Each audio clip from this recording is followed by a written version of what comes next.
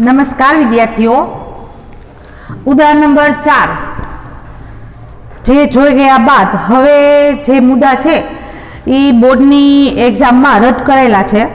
एटले हवे पछीनो जे मुद्दो छे एटले के डिबेन्चરના નાણાં परत करवा अंगे। तो डिबेन्चરના નાણાં परत करवामां आवे त्यारनी आम नोंध छे ई page number text book page number 85 उपर छे, एटले के 85 उपर छे। तो तमे पेज नंबर पर ध्यान आपशो।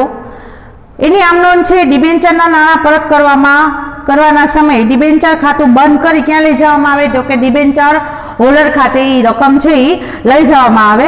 एटले त्यारनी आम नोंध छे डिबेन्चर खाते उधार ते डिबेन्चर होल्डर खाते, अने नाણાં परत करवामां आवे त्यारे डिबेन्चर होल्डर खाते उधार ते बैंक खाते। आ आम नोंध छे ई हवे पछीना दाखलामां आपणे ध्यानमां लेशुं। एना पछीनो मुद्दो छे के परत करी शकाय तेवा डिबेन्चर बहार पाडती वखते तेनी हिसाबी असर। हवे परत करी शकाय तेवा डिबेन्चर छे ए आपणे शुं करीए छीए तो के बहार पाडती वखते एनी हिसाबी असर शुं थाय एना विશે આપણે ચર્ચા કરશું।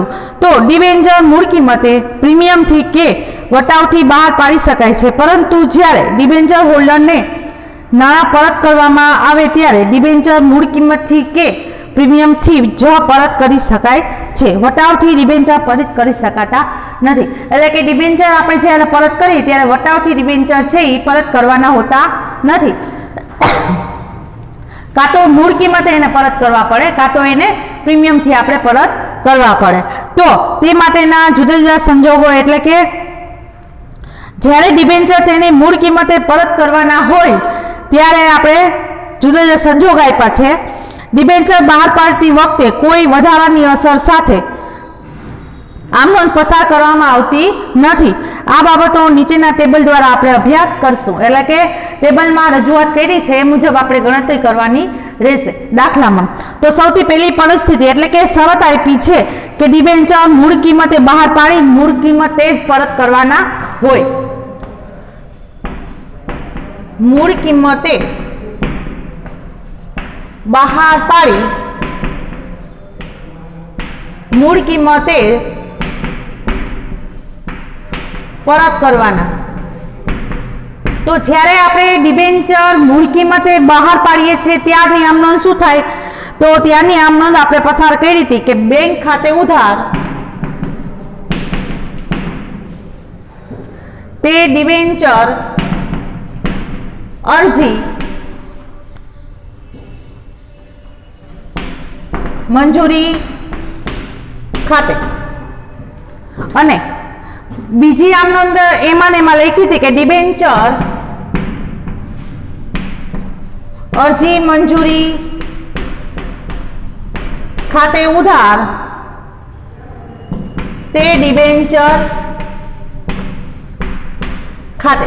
आ आपणे जोई गया के ज्यारे डिबेन्चर छे बहार पाडीए त्यारे सौथी पहेला आपणे शुं करीए छीए तो के बैंक खाते उधार ते डिबेन्चर अरजी मंजूरी खाते, अने बीजे आम नोंध एमां पसार करीए छीए के डिबेन्चर अरजी मंजूरी खाते उधार ते डिबेन्चर खाते। तो हवे परत करवानी आम नोंध जे पॉइंट छे आना आ पॉइंट आपणे शीखी गया छे। हवे आपणे डिबेन्चर परत करीए त्यारे एनी आम नोंध शुं थाय ए आपणे जोईए। तो डिबेन्चर खाते उधार ते डिबेन्चर होल्डर खाते। सौथी पहला आपणे क्या लई जाशुं तो के डिबेन्चर होल्डर खाते ई रकम छे, डिबेन्चरनी रकम छे आपणे डिबेन्चर होल्डर खाते लई जाईए। हवे डिबेन्चરના નાણાં छे एनी चूकवणी करवामां आवे त्यारे तो त्यारनी आम नोंध थशे डिबेन्चर होल्डर खाते उधार ते बैंक खाते। डिबेन्चर होल्डर खाते उधार ते बैंक खाते। आ संजोग क्यारे बने के डिबेन्चर छे ए आपणे मूळ किंमते बहार पाडीए छीए अने मूळ किंमते ने परत करीए छीए त्यारनी आम नोंध थशे। हवे एना पछी नेक्स्ट पॉइंट छे के डिबेन्चर छे ए आपणे प्रीमियम थी बहार पाडीए छीए अने मूळ किंमते एने परत करीए छीए। तो एना पछीनो पॉइंट छे के डिबेन्चर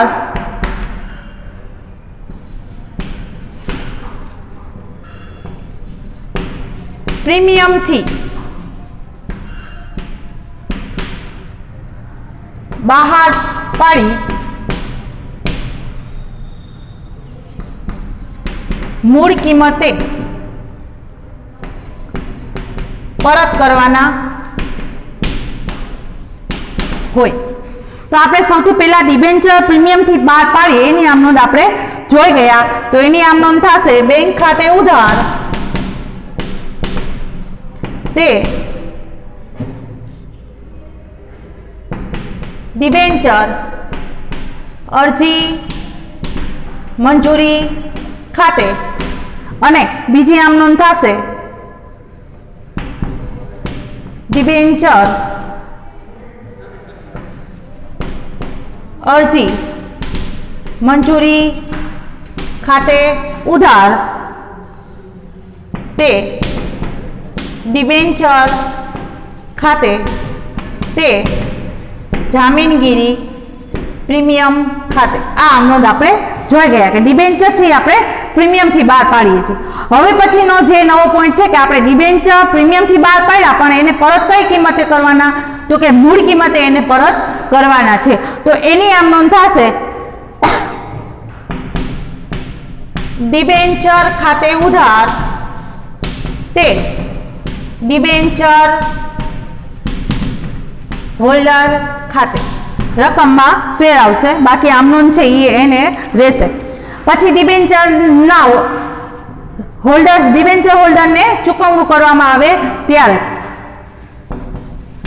ડિબેન્ચર હોલ્ડર ખાતે ઉધાર તે બેંક ખાતે.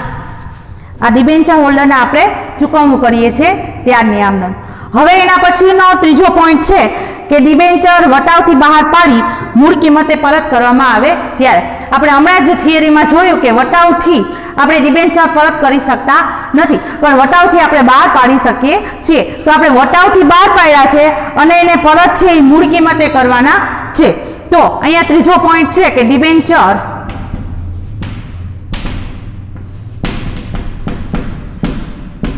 વટાવથી બહાર પાડી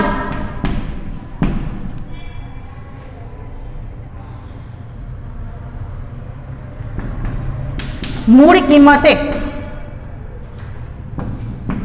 પરત કરવાના હોય. ડિબેન્ચર વટાવથી બહાર પાડી મૂળ કિંમતે પરત કરવાના હોય ત્યારે આમ નોંધ થશે જે આપણે કરી ગયા છીએ બેંક ખાતે ઉધાર તે ડિબેન્ચર અરજી મંજૂરી ખાતે. અને બીજી આમ નોંધ થશે ડિબેન્ચર અરજી મંજૂરી ખાતે ઉધાર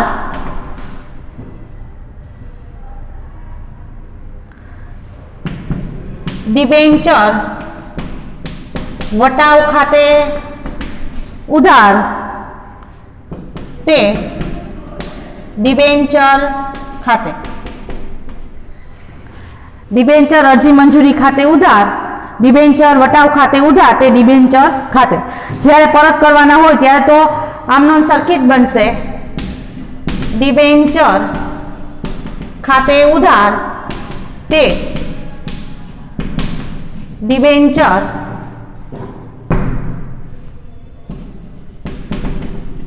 હોલ્ડર ખાતે. અને એનું ચૂકવણું કરીએ ત્યારની આમ નોંધ ડિબેન્ચર હોલ્ડર ખાતે ઉધાર તે બેંક ખાતે. તો આ રીતે હવે આપણે ગણતરી કરવાની રહેશે, એટલે કે આમનો પસાર કરવાની રહેશે. એના પછી જે નુકસાન છે એના પછીનો જે મુદ્દો છે એવો છે કે જ્યારે ડિબેન્ચર મૂળ કિંમતે કે પ્રીમિયમથી કે વટાવથી બહાર પાડ્યા હોય અને આ ડિબેન્ચર પ્રીમિયમથી પરત કરવામાં આવે ત્યારે. એટલે વિદ્યાર્થીઓ મૂળ કિંમતે કે પ્રીમિયમથી કે વટાવથી બહાર પાડ્યા હોય પરંતુ એને પ્રીમિયમથી પરત કરવામાં આવે ત્યારે વટાવથી બહાર પાડ્યા હોય અને હવે પ્રીમિયમથી એને પરત કરવામાં આવે ત્યારે શું થાય તો કે ખોટ એટલે કે ખોટ મૂડી નુકસાન કંપનીને વેઠવાનું રહે.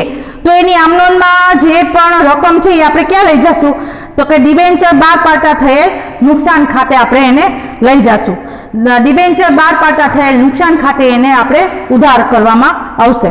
ડિબેન્ચર બહાર પાડતા થયેલ નુકસાનને ડિબેન્ચર પરતના નુકસાન તરીકે એટલે કે બહાર પાડ્યા ત્યારે જે નુકસાન થયું એ ડિબેન્ચર પરતના નુકસાન તરીકે એને ઓળખવામાં આવે છે. ભવિષ્યમાં આપવાનું થતું આ પ્રીમિયમ એ કંપની માટે શું ગણાય? તો કે દેવું ગણાય છે. જેથી પ્રીમિયમની રકમ ડિબેન્ચર પરત પ્રીમિયમ ખાતે એટલે કે ડિબેન્ચરની રકમ છે એ ક્યાં લઈ જવાની? તો કે ડિબેન્ચર પરત પ્રીમિયમ ખાતે જમા કરવામાં આવે છે. ડિબેન્ચરની નુકસાનની રકમ છે એ ડિબેન્ચર બહાર પાડતા થયેલ નુકસાન ખાતે એને ઉધારવામાં આવે અને ડિબેન્ચર પરત પ્રીમિયમ ખાતે એને જમા કરવામાં આવે છે. ડિબેન્ચર બહાર પાડતી વખતે મંગાવેલ પ્રીમિયમ જે જામીનગીરી પ્રીમિયમ અનામત ખાતે લઈ જવામાં આવે છે તે કંપની માટે નફો છે. આ મોસ્ટ આઈએમપી થિયરી કહી શકાય. એક વાક્યમાં પણ પૂછી શકાય છે કે ભાઈ પ્રીમિયમથી બહાર પાડે છે તો જામીનગીરી પ્રીમિયમ છે એ કંપની માટે શું ગણાય? તો કે કંપની માટે એ નફો ગણાય છે. ડિબેન્ચર પરત કરતી વખતે ચૂકવવાનું થતું પ્રીમિયમ છે જે પ્રીમિયમ પરત પ્રીમિયમ ખાતે લઈ જવામાં આવે છે એ કંપની માટે દેવું બને છે. પરત પ્રીમિયમ છે એ કંપની માટે દેવું બને છે અને જામીનગીરી પ્રીમિયમ છે એ કંપની માટે નફો બને છે. આ ખાસ યાદ રાખજો.